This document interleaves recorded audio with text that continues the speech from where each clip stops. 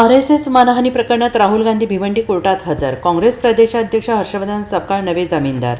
लोकसभेतील विरोधी पक्षनेते राहुल गांधी आज 21 फेब्रुवारी भिवंडी कोर्टात हजेरी लावली आहे. 2014 मधील आरएसएस मानहानी प्रकरणात ते अतिरिक्त सत्र न्यायालयात हजर झाले. यापूर्वी माजी केंद्रीय गृहमंत्री शिवराज पाटील यांनी राहुल गांधींच्या जामिनासाठी जामीनदार म्हणून काम पाहिलं होतं. मात्र त्यांच्या निधनानंतर आता राहुल गांधी यांचे जामीनदार काँग्रेस प्रदेश अध्यक्ष हर्षवर्धन सपकाळ असतील.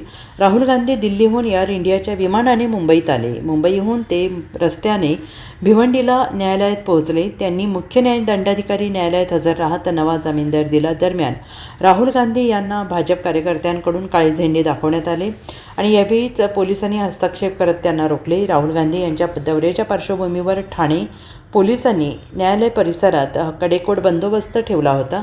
खबरदारी म्हणून न्यायालयाच्या 100 मीटर परिसरातील दुकाने बंद ठेवण्यात आली होती.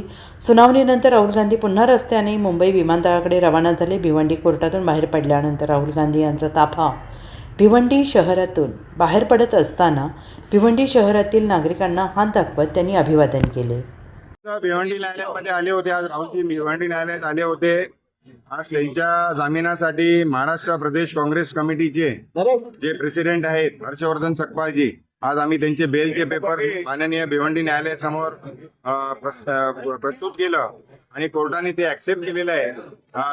फ्रेश जामीन देण्याचं कारण असं की नुकतंच आपल्या सर्वांना माहिती असेल की माननीय शिवराज पाटील चाकूरकर साहेब यांचं निधन झालं आणि त्यामुळे भारतीय नागरिक सुरक्षा संहितेनुसार प्रत्येक आरोपींना नवीन फ्रेश जामीन देणं बंधनकारक आहे.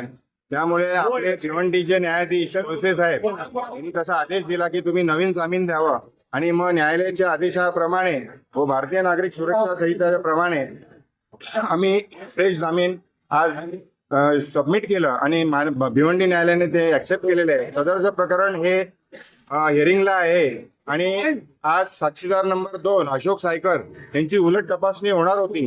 परंतु आजच्या दिवशी आम्ही हे जे बेल बॉन्ड संदर्भात जो आहे जामिनाची प्रक्रिया आज ती आम्ही भिवंडी न्यायालयामध्ये पूर्ण केली आणि त्याप्रमाणे राहुलजी स्वतः भिवंडी न्यायालयात हजर राहून बॉन्डवर सह्या केले आणि आता त्यांनी प्रस्थान केलेलं आहे. तर आम्हाला सदरचं प्रकरण जे आहे हे जलद गतीने आमच्या भिवंडी न्यायालयामध्ये सुरू आहे.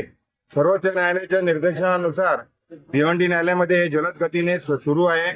भारताच्या प्रत्येक न्यायालयामध्ये MPMLAच्या केसेस सर्वोच्च न्यायालयाने निर्देश दिलेले आहेत की लवकरात लवकर चालले पाहिजे. त्याप्रमाणे आमचे भिवंडीचे जे न्यायाधीश आहेत कोळसे साहेब हे जलद गतीने सदरची केस चालवित आहेत आणि आम्हाला आशा आहे आणि आम्हाला विश्वास आहे की या प्रकरणाचं सत्य बाहेर येईल आणि आम्हाला भारतीय न्यायव्यवस्थेवर पूर्ण विश्वास आहे. Bureau report SPN Marathi.